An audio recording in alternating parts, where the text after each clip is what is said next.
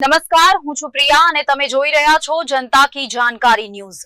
નજર કરીએ આજના સમાચાર ઉપર। લખતર મામલતદાર કચેરી ખાતે તાલુકા સ્વાગત ફરિયાદ નિવારણ કાર્યક્રમ યોજાયો હતો, જેમાં લખતર મામલતદાર આર પટેલના અધ્યક્ષ સ્થાને તાલુકા કક્ષાનો ફરિયાદ નિવારણ એટલે કે સ્વાગત કાર્યક્રમનું આયોજન કરવામાં આવ્યું હતું।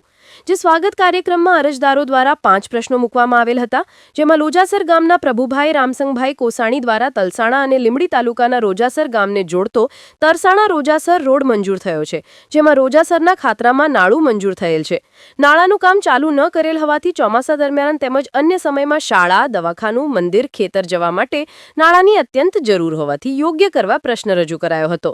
બાબુભાઈ વીરજીભાઈ સોલંકી દ્વારા લખતર આદલસર રોડ ઉપર આવેલ ધાર્મિક મંદિર તથા જાહેર મંદિર નજીક પાસે ખુલ્લા ગટરના ગંદકીવાળા પાણીનો યોગ્ય નિકાલ કરવા તેમજ મંદિર જવા સુધી રસ્તાની સુવિધા આપવા તેમજ સહયોગ વિદ્યાલય પાછળ તરમણિયા રોડ જે સોસાયટીમાં પ્રાથમિક સુવિધા રસ્તાના કામ માટે અન્યાય થયેલ એ અંગે રજૂઆત કરી હતી। જ્યારે પ્રવીણભાઈ મારુણિયા દ્વારા લખતરમાં સીસી રોડનું કામ એસ્ટિમેટ મુજબ ના થયું હોય તે અંગે રજૂઆત કરી હતી। જ્યારે સૂર્યદેવસિંહ રાજદીપસિંહ રાણા દ્વારા કેસરિયા આદલસર રોડ પર ઉમઈ નદી પર આવેલ કોઝવે ચોમાસા ઋતુ દરમિયાન નુકસાન થયેલ હોય, જેથી આ કોઝવેની મરામત અથવા નવો કોઝવે બનાવવા અંગે પ્રશ્ન રજૂ કર્યો હતો।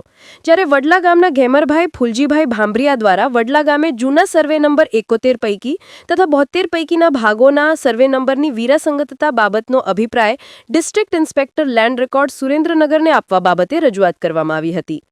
જે તમામ પ્રશ્નોને મામલતદારે સાંભળીને તેનો હકારાત્મક નિકાલ કરવા લાગતા વળગતા અધિકારીને સૂચના આપવામાં આવી હતી। જે કાર્યક્રમમાં પ્રશ્નોને લગતા લાગતા વળગતા અધિકારી અને કર્મચારીઓ તથા અરજદારો હાજર રહ્યા હતા। રિપોર્ટ જયેન્દ્રસિંહ ઝાલા।